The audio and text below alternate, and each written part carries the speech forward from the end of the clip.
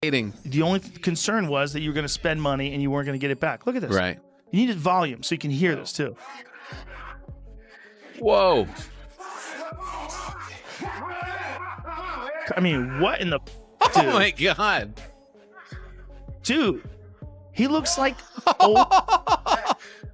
I'm back. I'm back. Obviously, Mike Tyson was a super athlete when he was young. Oh, my God. No one, when they're 20, usually can move like that. And Yeah. here he is, 53, moving like a world champ, throwing bombs. Again, it's only on the pads. We don't know what happens if he spars. Right. You know, but still. But you have to Like the praying mantis. If he makes the first move, you have to. he's going to rip your head off. Mike Tyson explains his desire to fight again. I feel unstoppable now. The gods of war have reawakened me.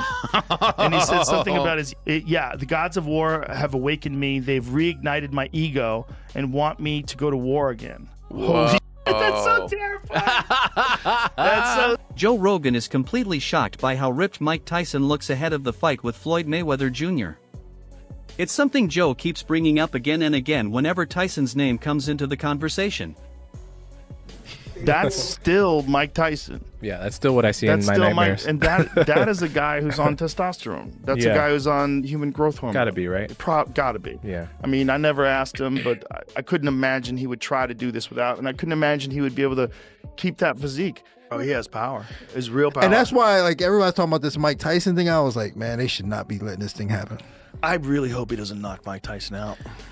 To me, I'll just be real bummed out to see Mike get KO'd at 58 years old. 60, basically. like, what other sport would we let a 58-year-old man compete other than golf?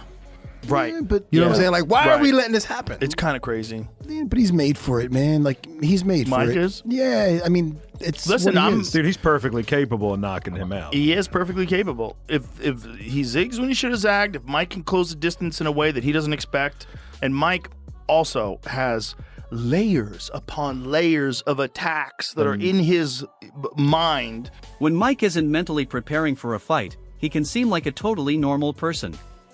Sitting across from you, he looks calm, relaxed, almost like life has slowed him down a bit over time. But the moment a fight becomes serious, everything about him shifts. His energy changes, his presence changes, and even the atmosphere around him feels different. I'm going to watch him fighting Mike. I think that's crazy. He's going to have an exhibition with Tyson, which is crazy. Yeah, that's crazy. Mike is so much bigger than him. Yeah, he's but so much bigger than him. he's not going to land a fist on Mayweather. Right. It's not gonna be after hard. his last performance. You know, I think Tyson just needs What do to you get think was going on with the last one? It looked a little bit like sparring. Yeah, I don't know. I think it was scripted. Yeah. I ain't never seen Tyson biting his gloves, and like you could just, it was taking all that he could not to like hit him. Joe has mentioned that he has interviewed Tyson several times. In one interview, Mike looked like an average guy just sitting at the table. But in another, he showed up in full fight condition and looked huge, broad shoulders, powerful chest, and a presence that felt intense. It was the kind of transformation that makes you feel like the room itself got heavier when he walked in. Joe even joked that he needed a bigger table just to match Tyson's presence, because when Mike enters that mindset, he doesn't just sit in a room, he dominates it. Why this desk is this width? Did I tell you that? No, this is real? Yeah. I had a smaller desk that I was planning on using for the new studio. When I'm like, maybe it'd be better if I'm a little closer to the people. But then I did a podcast with Tyson. I did two of them with Tyson. One, when he was high, when he was running Tyson's Ranch. He had a little bit of a belly. He was jolly. He was just high all the time. We had a wonderful conversation. And then next time he came in is when he's preparing for the Roy Jones fight. Oh, and wow. He was jacked. And he had these big ass muscles in his forearms. And he made me so nervous. Like he was so keyed up. You could tell. Like he was ready to go. Oh, he was wow. ready to go. And I'm like, no. This small table. I need to have some. And that's exactly why this fight with Floyd has people so interested. Floyd is known as a highly skilled technician, someone who controls distance and stays precise. But Tyson still carries that raw, intimidating energy that doesn't just disappear because he's older now.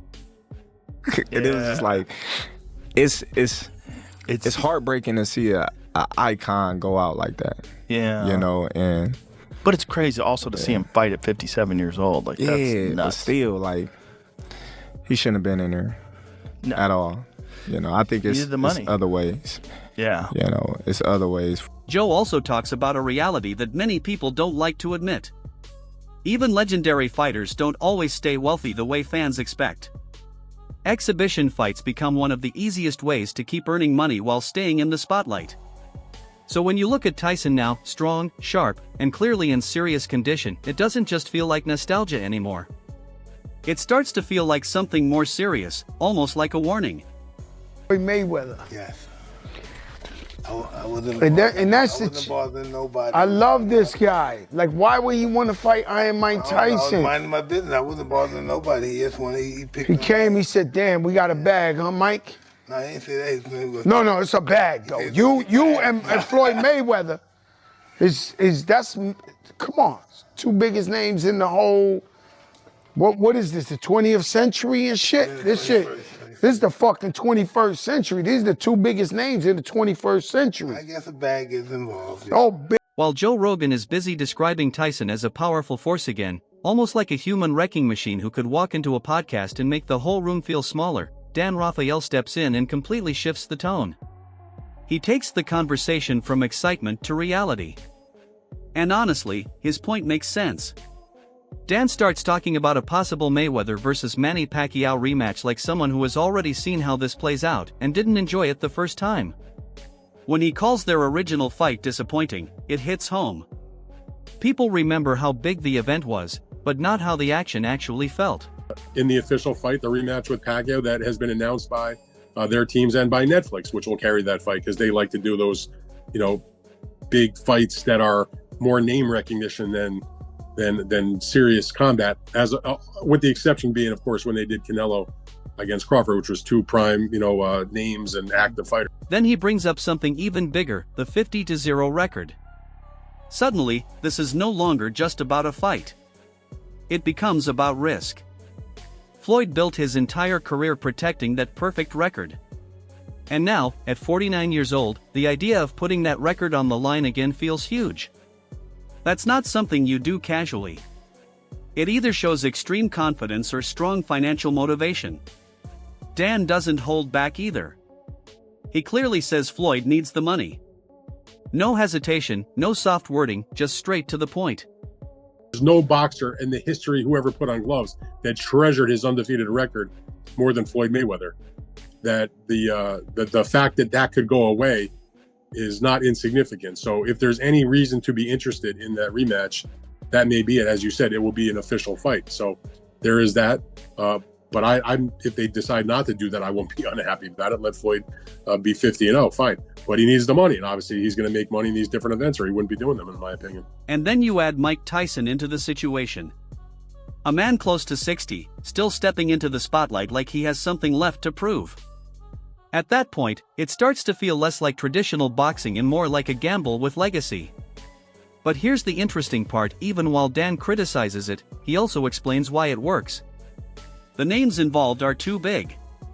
The curiosity from fans is too strong.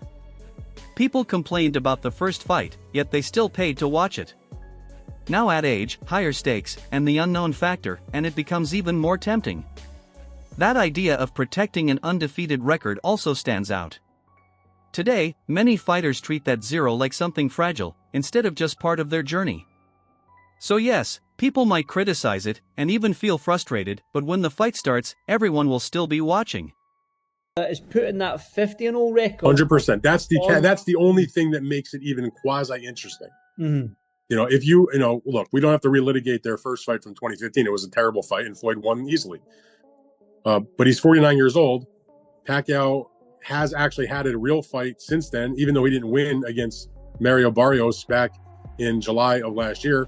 A lot of people thought he did win. Mm-hmm. He looked pretty good for a guy that was coming out of a 4-year retirement that's in his mid-40s. And that's a lot more. And just when Dan Rafael has everyone questioning whether boxing is becoming more about old legends making money, Timothy Bradley jumps in and changes the energy completely. He's not interested in theories, he's focused on real fighting. Bradley breaks things down from experience. When he says that if Devin Haney doesn't clearly handle Rolando Romero, then he shouldn't even think about Ryan Garcia, it doesn't sound like a prediction, it sounds like a warning. You can hear the seriousness in his voice. He also points out how dangerous Romero is, describing him as awkward and explosive, almost unpredictable. And that's what makes fighters like him so difficult. They don't follow your plan, they break it in the middle of the fight.